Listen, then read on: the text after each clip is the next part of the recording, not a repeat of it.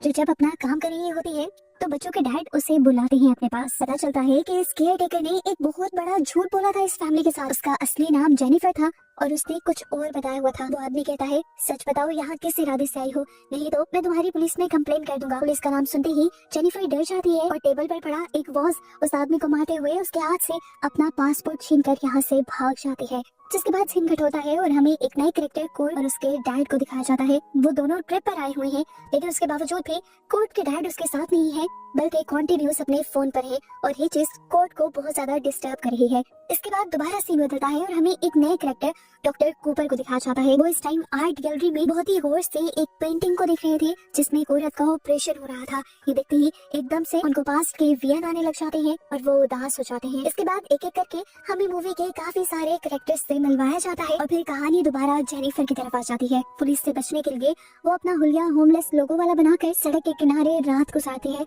और सुबह उसकी आंख खुलती है पुलिस की ही आवाज से। वो इतना घबरा गई थी कि फौरन यहाँ से भागना चाहती थी। सामने उसे एक बस दिखाई दी। वो उस बस में चढ़ने लगी तो कंडक्टर ने पूछा कि तुम्हारी टिकट कहाँ है। टिकट तो उसके पास थी नहीं। वो टिकट ढूंढने का नाटक करती है तो ड्राइवर उसे कहता है, कोई बात नहीं, बस के अंदर चली जाओ, अपनी बस में हमेशा मैं एक गुनाहगार की जगह रखता हूँ। जेनिफर को उसकी बात बहुत अजीब लगी थी पर कंडक्टर हंसकर कहता है, अरे मजाक कर रहा हूँ। बस के अंदर हम देखते हैं कि जिन लोगों का पहले इंट्रोडक्शन करवा दिया गया था वो सब के सब इसी बस के अंदर बैठे हुए थे। वही शुरू हो जाता है। बस ड्राइवर इन्हें एक कंट्री साइड पर लेकर जाता है जहाँ पर बहुत सारी विंड मिल्स थी। ऐसे ही एक बहुत बड़ी विंड मिल के पास के लोग रुकते हैं। सभी लोग यहाँ पर पिक्चर्स बना रहे थे। कोर्ट भी अपने डैड के साथ पिक्चर लेना चाहता था पर अभी भी वो फोन पर बिजी थे, इसलिए वो उदास हो जाता है। सभी लोग एंजॉय करते हैं और उसके बाद बस में वापस आ जाते हैं। इसी टाइम पर जेनिफर की पॉकेट से उसकी मेडिसिन गिर जाती है और डॉक्टर कूपर इस मेडिसिन को उठाकर इस मेडिसिन को बहुत गौर से देखते हैं और फिर जेनिफर को देखते हैं और फिर चुपचाप ये मेडिसिन जेनिफर को वापस कर देते हैं। वापसी का सफर इनका शुरू हो जाता है और एकदम से जेनिफर की आंख लग जाती है। आप में वो देखती है कि उसके डैड दोबारा उसे मार रहे थे। इस सबसे वो इतना ज्यादा डर गई कि चौंक कर उठी और उठते ही उसे और भी ज्यादा डरावनी चीज नजर आई। उसके डैड इसी बस के सामने खड़े थे। जल्दी से शोर मचाकर वो बस रुकवा देती है। खुद उसने बाहर जाकर चेक किया तो वहाँ पर कोई भी नहीं था। उसे लगा कि उसका वहम होगा, इसीलिए वो बस में आ गई। सफर दोबारा शुरू होना था लेकिन अब बस को पता नहीं क्या हो गया था, वो स्टार्ट ही नहीं होती। ड्राइवर सभी पैसेंजर्स को रिलैक्स रहने का कहता है और खुद प्रॉब्लम चेक करने के लिए जाता है। लेकिन बज़ाहिर इस बस में कोई प्रॉब्लम नजर नहीं आ रही थी, लेकिन बस भी नहीं चल रही थी। वो कहता है कि अब हमें यहीं रुककर मदद का इंतजार करना होगा। लेकिन ये आइडिया काफी बकवास लग रहा था। कुछ लोगों को जरूरी वापस शहर पहुंचना था।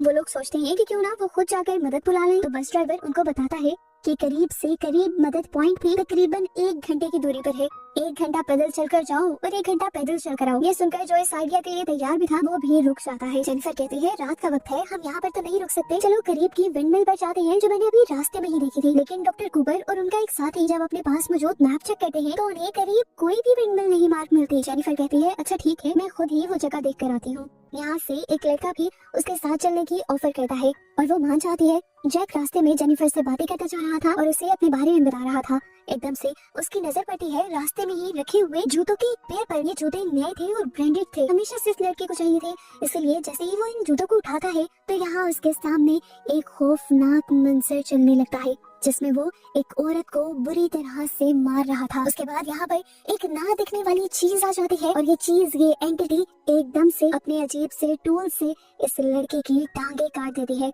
जिसके बाद वो एंटिटी जैक का सर भी कुचल देती है। ये सारा नजारा देखकर जेनिफर इतना ज्यादा डर गई थी कि वो वापस बस की तरफ भागने लगी। सब लोगों के पास पहुंचते ही उसने सबको वो सब बताया जो उसने देखा था, लेकिन यहाँ पर कोई भी उसकी बात पर यकीन नहीं करता। डॉक्टर कूपर तो ये भी जोर देते हैं कि जरूर जेनिफर ने हेलुसिनेशंस देखे होंगे, क्योंकि मैंने अभी कुछ देर पहले उसकी मेडिसिन देखी है। वो हेलुसिनेशंस के मेडिसिन लेती है। सब लोग जेनिफर को चुप करवा देते हैं और जेनिफर भी गाड़ी में बैठ जाती है। लेकिन अगले ही पल उसे वो एंटिटी अपने बस के बाहर दिखाई देती है और वो चिल्लाकर सबको उससे बचने को कहते हैं। इस मरतबा भी कोई भी जेनिफर की बातों पर यकीन नहीं करता, बस चलते रहते हैं और अचानक से फिर एक परिंदा दरख्त की विंडो से टकराता है। सब घबरा जाते हैं, बस आउट ऑफ कंट्रोल हो जाती है और जाकर पानी में गिर जाती है। सभी बहुत ज्यादा घबरा गए थे। इससे पहले कि बस पूरी तरह पानी में डूब जाती और ये लोग भी मर जाते, किसी तरह ये सब पानी से निकलने में कामयाब हो जाते हैं। और इस सारे खतरनाक सीन के अंदर कोर्ट को चोट लग जाती है। ये देखकर कोर्ट के डैड बहुत ज्यादा घबरा जाते हैं, क्योंकि कोर्ट को ऐसी बीमारी थी जिसकी वजह से उसकी चोटों में से खून नहीं रुकता था और एक चोट उसके लिए जानलेवा भी साबित हो सकती थी। इस टाइम पर सभी लोग करीबी विंड मिल पर ही वापस जाने का डिसाइड करते हैं। जहाँ पर पहले जेनिफर जाने को कह रही थी और ये लोग नहीं मान रहे थे, लेकिन अब जेनिफर उन्हें वार्न करती है कि प्लीज वहाँ मत जाना, वहाँ पर किलर है। लेकिन इस मर्तबा भी हमेशा की तरह सभी लोग जेनिफर की बातों को नजरअंदाज कर देते हैं। सब लोग पैदल चल रहे थे और तभी तकाशी नाम की एक लड़की को यहाँ जंगल में अपना डॉग नजर आ जाता है। उसका डॉग कैसे यहाँ पर हो सकता था जब वो उसे यहाँ लाया ही नहीं था। ये सोचे समझे बगैर वो उस डॉग का पीछा करने लग जाता है और एकदम से उसके आसपास की दुनिया ही बदल जाती है। ये जगह उसके लिए जानी पहचानी थी और यहाँ पर एक चेयर भी थी जो उसकी ग्रैंड माँ की थी। वो फौरन से उस चेयर के पास जाता है और देखता है कि वहाँ पर उसकी ग्रैंड माँ थी।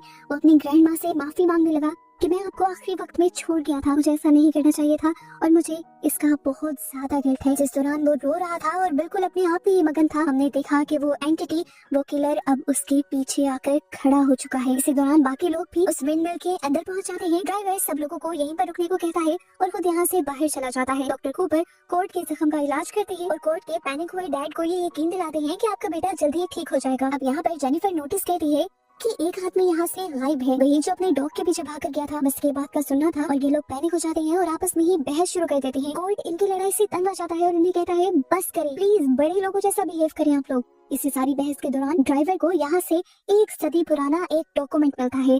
इसमें एक मिलर की मौत की सजा के बारे में लिखा हुआ था।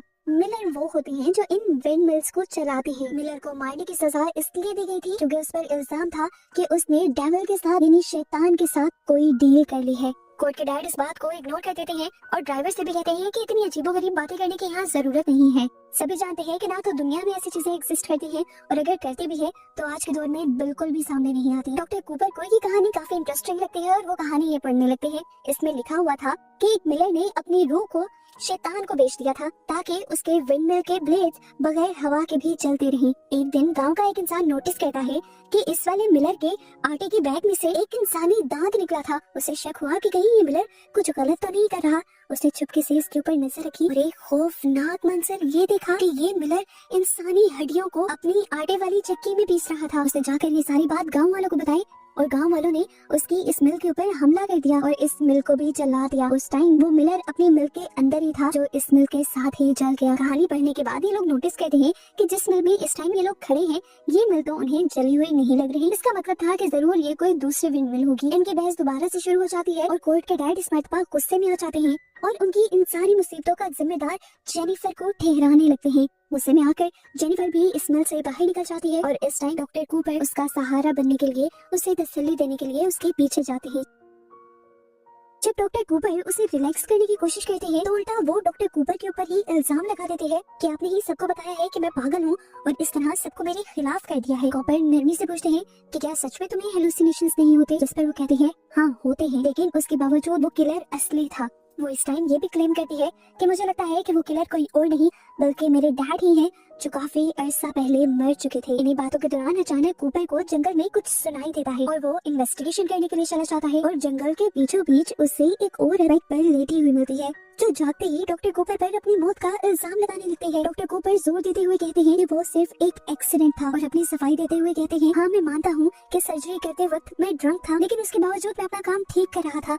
उसके कहते ही यहाँ पर वो किलर आ जाता है और डॉक्टर कूपर को बुरी तरह से मार देता है। इस मर्तबा दोबारा इस किलर को और डॉक्टर कूपर की मौत को देखकर जेनिफर बहुत ज्यादा डर चुकी थी। इसी पर अचानक उसके पीछे वही लड़का आकर खड़ा हो जाता है जो अपनी ग्रैंडमा से माफिया मांग रहा था और दोनों दोबारा विंडमिल की तरफ बढ़ जाते हैं और हमें पता चलता है कि किलर ने तकाशी को नहीं मारा था। ये लोग जब दोबारा अंदर आए तो जेनिफर ने दोबारा उन्हें वो सब बताया कि पहले की ही तरह किलर ने डॉक्टर कूपर को भी मार दिया। ये सुनकर सब डर जाते हैं और उन्हें लगता है कि ये सब पागल जेनिफर ही कर रही है और बाद में इल्जाम किसी किलर पर लगा रही है, क्योंकि हर मर्तबा किलर सिर्फ जेनिफर ही देखती थी, ये लोग क्यों नहीं देखते थे। और जब भी किलिंग होती थी तो जेनिफर ही उस आदमी के साथ अकेली होती थी। इन लोगों को भी डर लगने लग जाता है, इसीलिए ये लोग जेनिफर को बांध देते हैं। इस टाइम पर वो लड़का इन सबको बताने की कोशिश करता है कि जेनिफर सच कह रही है, यहाँ पर एक किलर है और किलर सबको मारने से पहले उनका गुनाह उनकी आंखों के सामने लेकर आता है और जब वो अपना गुनाह कबूल करने पर मजबूर हो जाते हैं तभी वो